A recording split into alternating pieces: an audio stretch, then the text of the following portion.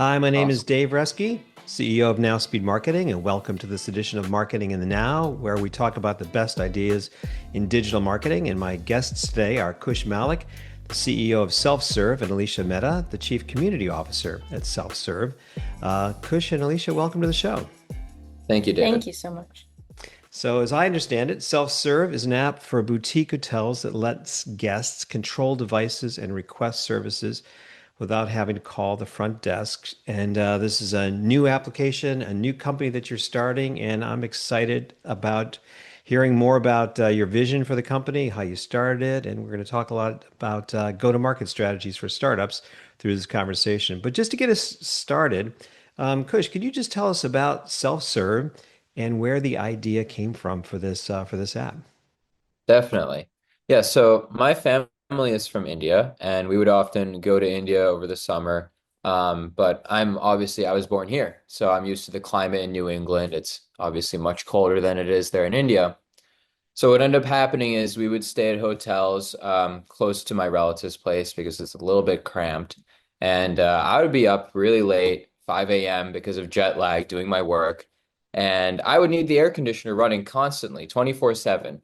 But to a native, to a local, they typically don't need that. And the hotel would have the same assumption. And they would actually go and turn off the air conditioner in the middle of the night because, well, electricity and other utilities in countries like India are actually much more expensive than they are here in the States. So for me, I would be working 5 a.m., sweltering because the air conditioner is now off. And I would have to call the front desk, and they would have to have someone wake up at 5 in the morning to turn it back on for me. And I, as a guest, would be disgruntled and a bit frustrated. And I'm an avid lover of technology, and I was kind of thinking to myself, wouldn't it be better if there was some way for them to know more about kind of my preferences before I get there? If they knew I was from America, if they knew I was from the US, they would have known that, hey, this person probably needs the air conditioner running all day, 24/7. Um, but if they'd known a bit more about me as a guest, I would have received better service. Or if there a way for me to just do it myself, whether that's through an app or whether that's through actually being able to control the thermostat in hotels. I mean, they're typically very complex or they have very limited functionality. So, that kind of started a string of kind of not so great hotel stays. I saw, whether that was like towels not being delivered, I'd have to call them many, many times. And I kind of recognized this problem where you need anything that you need from the hotel, whether you would need to call the front desk. And I, as obviously a younger person, Gen Z, we like doing everything through our phones. And I mean, forget even the speed and the efficiency of doing it through the phone. I even have social anxiety calling the front desk and I have to think, hey, what am I going to say to this person before I even ask them for the request that I need? So yeah, and then we had some not so great stays, and then I started university at Boston University. I took a hospitality class, and that kind of really the class was filled with how hospitality is a very legacy, traditional industry that doesn't really have much disruption. It's a bit behind in technology, whereas a lot of others have kind of caught up. Um, and it really highlighted the fact, I mean, fo folks will have to change with the times. Like Ritz-Carlton, they had to start putting in key cards for the rooms. Nobody wanted to use the door locks and with the keys. And I kind of recognized that the space needs more technology. I mean, that was the last really big update. And in a world where big data and analytics are really driving decision making in every business, we think that hotels should receive the same kind of power. And Yeah, that's what really the start of self-serve. that's awesome, and I love your origin story, and I love that need. I mean, you described your experience in India. I was just at a Marriott in Boston and had the same experience. Actually, the power went out in the room at like 5 a.m. and fortunately, it was light out in Boston at the time. And I didn't really want to call the front desk because it's a giant hotel, and I knew that I would just get, there's hundreds of probably thousands of people here, and it took me like 2 hours. I was just like, oh, who needs electricity? Maybe I don't need it. And so it took me like 2 hours. But if I'd had the app, I would have just immediately just, called, put together a request. But there's so many small things that happen in hotels, right? We need extra coffee. We need extra towels.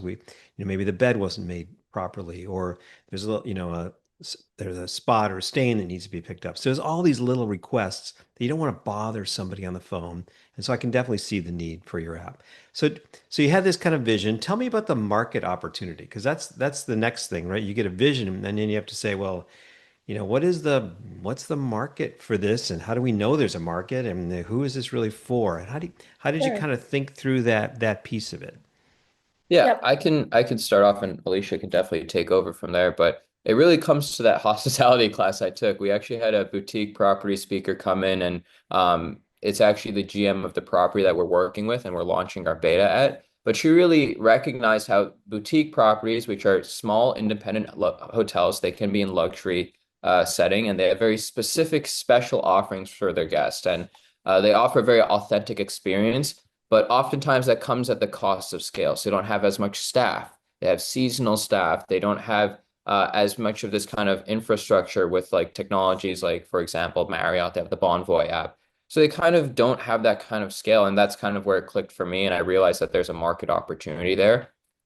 And what we noticed from this is that not like Kush said, Marriott has an app for themselves, but there's no standardized app for these independent smaller properties who could really benefit from such technology because they do work with such small staffing and their their needs of the guests are not usually met. They're usually taken by phone call and then all of these requests can be lost in the manual transactions. So what our app does is it simplifies this and reduces all means of error in terms of the communication part. Yeah, I mean, we handle guest requests, we handle bookings, we even are able to do analytics on on all the requests. We're able to perform metrics like what is the average guest satisfaction or what is peak request times. It's stuff like this that first of all, a lot of companies aren't able to collect, but especially boutique independent properties. And we're trying to give them a taste of what this business intelligence is at scale. I mean, those properties like the Marriott, they're able to collect data across the board, but Right. these independents, they don't really have access to that. So we're able to do that for them by collecting data with all the properties that we work with to create benchmark analytics and show how their hotel stacks up, show the analytics specific to the guests, and really give them a better understanding of who's coming to their Exactly. property and how does that impact it.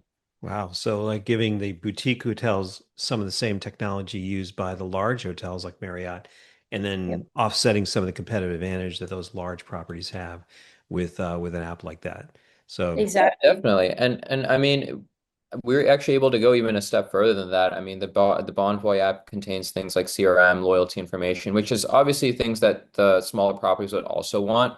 But things where it's like the insight to the guest analytics, we're able to do that through our request system, right? Because we see what requests you're making, and based on that, we're able to make a profile for you Yep. that, for example, David, you request Italian food a lot. Well, we know that you like Italian food, and we add Yep. that to your profile. And the whole point of the personalized profile per guest is to increase guest satisfaction, which is what these boutique luxury hotels really focus on.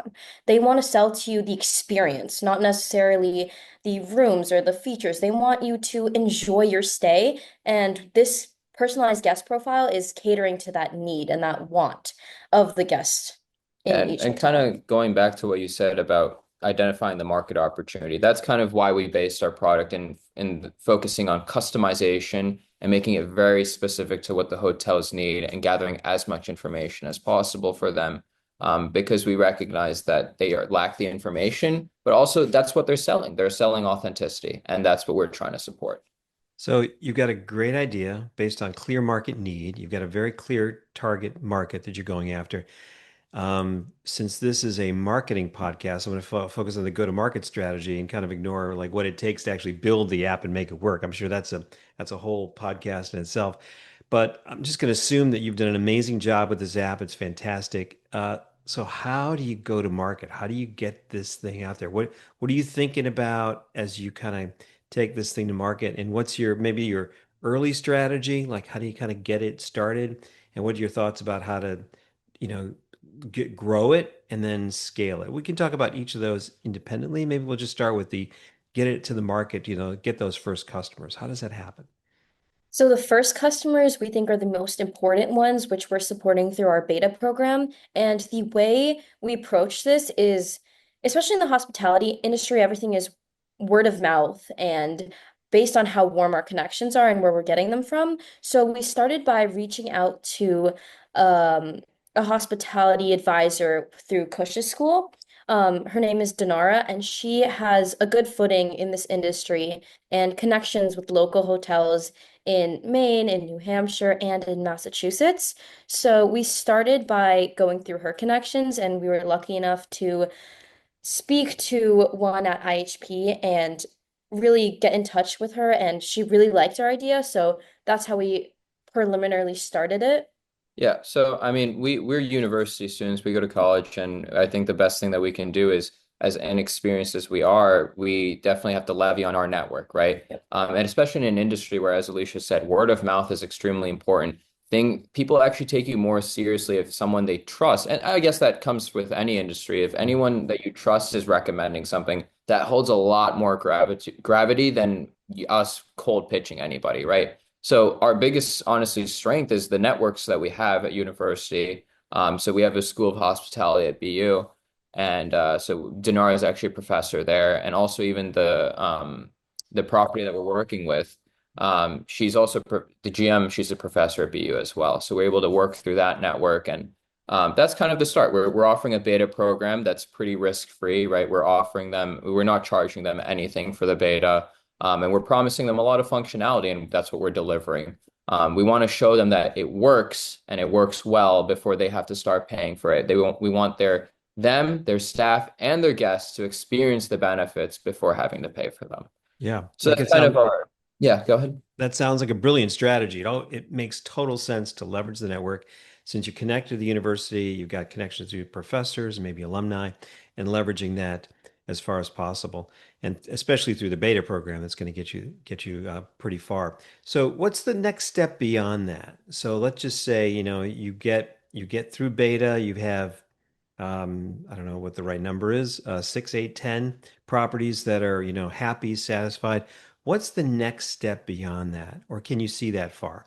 How are you thinking about kind of getting, maybe from the first six to the next 20? What does that look like in terms of a go-to-market strategy? Sure. So I think beyond the beta properties, those are going to be like very essential for us to figure out all the processes. So beyond that, our goal is to start expanding to small hospitality groups. So for example, different networks like the Langdom, what's another one? Casa. These are Opal Collection, Opal Collection. Art These are small Hotels. collections of hotels that have about 10 to 12 boutique properties and Hmm. getting it out through those networks. So rather than pitch to one hotel and then them saying, yes, we want to use your product, we go straight to the director of the collection or owner of the collection. And then they have a lot of power to say, yes, we love this product for our entire network of hotels. So that gets us to the point where we're able to expand into 10 or 12 or 14 hotels at one time. So that is a strategy that we will be using, and it's a great strategy to expand our network and scale quickly. Yeah, I mean, growth is definitely really big on our minds right now because, yes, obviously we need to perfect the product because this is our social proof. This is what goes to the folks that we want to get to at those chains. But we're also building the pipeline out a little bit further than that. But yeah, growth is extremely important. And as a startup, we're focused on also raising money. There's a lot of concurrent things going on, right? So we need to raise money not only for sales, but for development and what the future of the product looks like. So obviously the number of properties we're working with is definitely very important to an investor. So yeah, as Alicia said, we're working with chains, obviously through our connections, but again with the social proof, right? Proving that this works, saying that we can attach an ROI. We're projecting 3x ROI on SelfServe. It really shows that it works, but it also gets our early adopters, or the innovators, as we say on the diffusion side, on the diffusion of innovation, right? Those folks, we want them to become evangelists, right? To really become advocates for the product. And our actually plan is to do some showcases there where they invite some of their friends, some of their operators that they know in their networks to get to see the product live in action. And it becomes kind of a FOMO thing, right? Where it's like, oh, one of my peers is using this. I should really try and get on this while I can. I think this would be in between the stages of our beta program and our like launch to collection. So Kush was kind of talking about perhaps like a beta showcase at one of our clients' properties and them inviting their friends, the general managers that they know, and inviting them to try out a product that they're using. And again, like Kush said, like backing it up, saying, yes, this works. I like it. You guys should all try it too, is a great opportunity for us to enter the market as well. And as Yeah. we said, yeah, as we said, it comes to the vouching thing, right? Someone that's reputable saying that, hey, I'm not only using this, it's great. It's much better. Yeah. Yeah, I think it's a brilliant strategy. So let me just see if I've got what you said. So you've launched the product really in a beta form through your network, through your natural connections, through school and other networks that you've got. You're offering a free beta, so there's really no cost or a lot of risk for these early customers. You're going to focus hard on getting them to be happy and satisfied with that early Yep. customer so you can get good word of mouth from them. You'll turn that into a showcase. So once they're happy, they'll be happy to be part of your showcase and do the demo, right? And then it sounds like the other brilliant thing that I just heard you say is you're measuring the return on investment, which sounds Yep. very smart, right? So you're kind of like, you're not only getting a happy customer, but a case study that can say, hey, I'm making money off of this, right? So now there's nothing easier to sell than something that's free, right? Or free money. You're selling free money at the end of the day, and that's a beautiful thing. And then it sounds like your scaling strategy is to kind of go from that through networking initially, but through groups. You're not going to sell an individual Airbnb guy who's got one-off properties, got a few stays a year. You're going to go through hotel groups where you can get 10 or 12 properties at a crack. So that's brilliant. Sounds powerful. What's the role of marketing in all of that? That's all kind of like sales and and networking and sales and what how do you think of marketing through this whole process, if it has any role at all? Yeah, so as we are trying to scale a little bit more and get to more beta properties, that's something I'm focusing on. So whether that looks like in the future, like digital campaigns or doing research in the SEO kind of aspect of it, getting our website further up on the list when we're looked up. Things like this is something we're working on. And then I think a huge part of this, especially for our startup, is using social media to the best of our abilities. This includes LinkedIn and Instagram. LinkedIn is really big for us. We're trying to find new ways to get as much interaction from the targeted audience that we want, which includes hotel managers, hospitality groups, decision makers in this industry, and getting their attention to what our product can offer, asking what problems they have in any way to connect with them. So that is what our main marketing strategy looks like at the moment. Yeah, and I mean we're branching out obviously as we're kind of thinking about what else can we do, right? So going further into the LinkedIn strategy, we're trying to become actual voices and le thought leaders in the industry, right? We're hitting publications as well, That's offering our insights as well. So that's kind of the idea of growing the brand, but also growing the brand as ourselves as leaders in the industry because now is the time to become reputable that people kind of believe in what we're selling. They believe in us. So there's that side of it, but we're also moving towards trade shows as well Yep. to So I can start. kind of talk about more of the other things you reminded me of. One thing that we recently got into is a few publications. For example, Hotel Tech. They write articles on a monthly basis that are have different topics. For example, like digital concierge was one of May, and we were lucky enough to get into that one where we kind of talked about how we could implement and like what exactly we offer. So that was a really good spot for us. We're looking into similar publications right now just to get like some brand awareness out.